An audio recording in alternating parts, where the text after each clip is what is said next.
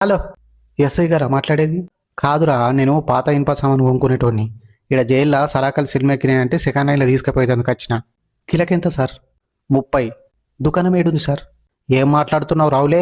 SI Ramachandar. నమస్తే wet. నమస్తే sir. Sorry sir. ఏమైనా చెప్.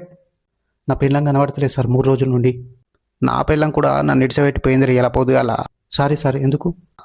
నా బండిది టైర్ పంచర్ అయిందిరా, దాని స్కూటీ మీద స్టేషన్లో ఇడిచిపెట్టిపోయింది సార్.